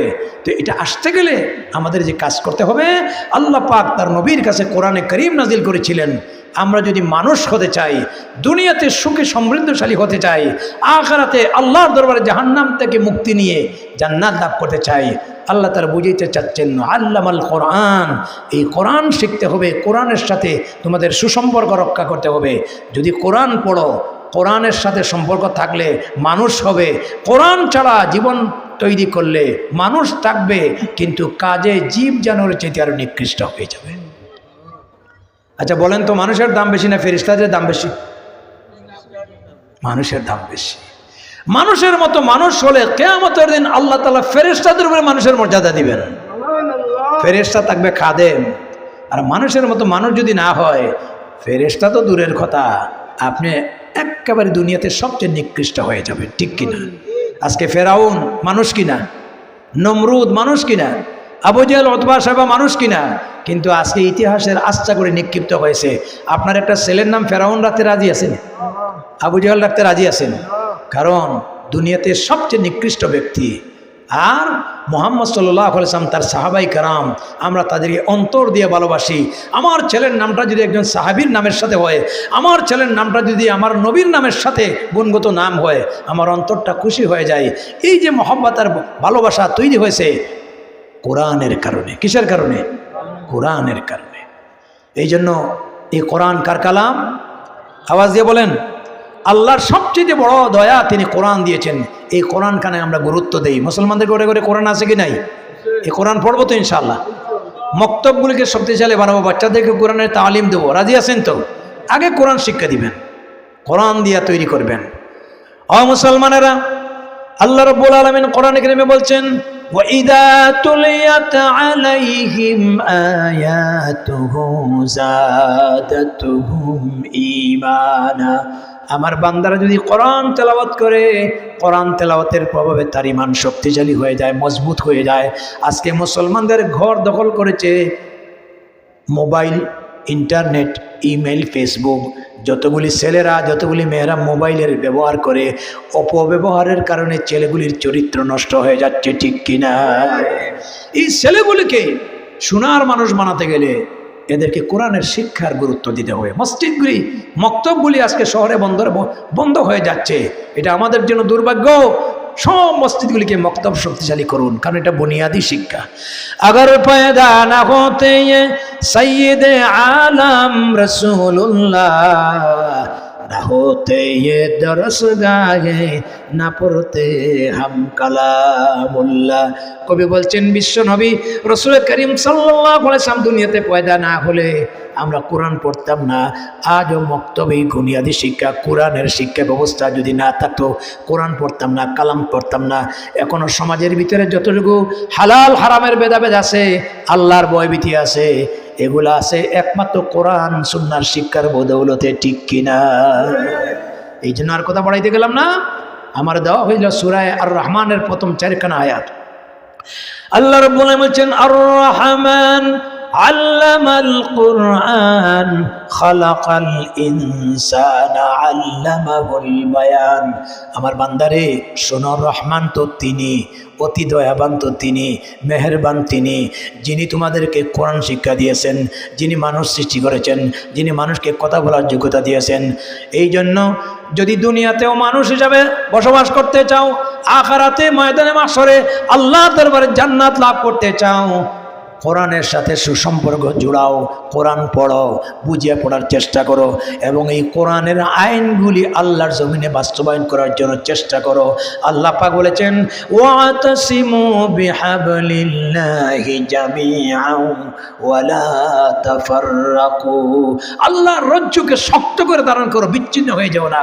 এখানে হাবলুল্লাহ বলতে সব মুফাসসির বলেছেন আল্লাহর কোরআন। যদি আজকে আল্লাহর কোরআনে আমার ফ্যামিলিতে যে এইভাবে চর্চা হয়, আমরা যদি ব্যবসা ব্যবসায় চর্চা করতে পারতাম, সমাজে যদি কোরআন দিয়ে চালাইতে পারতাম, রাষ্ট্র যদি কোরআনের অনুকূলে আনতে পারতাম, এই কোরআনের সাথে কাপড় লাগলে যেমন দামি হয়, এই কোরআনটা রাষ্ট্রে গেলে রাষ্ট্র তেমন দামি হয়ে যেত, ঠিক কিনা? শেষ কথা বলতে চাই, বাংলাদেশ একটা ক্রাইসিসে চলছে, জুলমের শিকার হয়ে 15 বছর পরে আমরা এখন এই জুলুম থেকে মুক্ত হয়েছি, বলি আলহামদুলিল্লাহ। অতীতে মানুষের তৈরি করা অনেক আইন দেখেছি, এমন একটা সুবর্ণ সুযোগ এসেছে, আগামীতে এই সুবর্ণ সুযোগ আসবে কিনা আপনারা ঐক্যবদ্ধ হয়ে যান। আমরা চেষ্টা করব আগামী দিনের বাংলাদেশ হবে কোরআনের বাংলাদেশ, আগামী দিনের বাংলাদেশ হবে ইসলামের বাংলাদেশ। আল্লাহ যেন কবুল করে, সবাই বলে আমিন।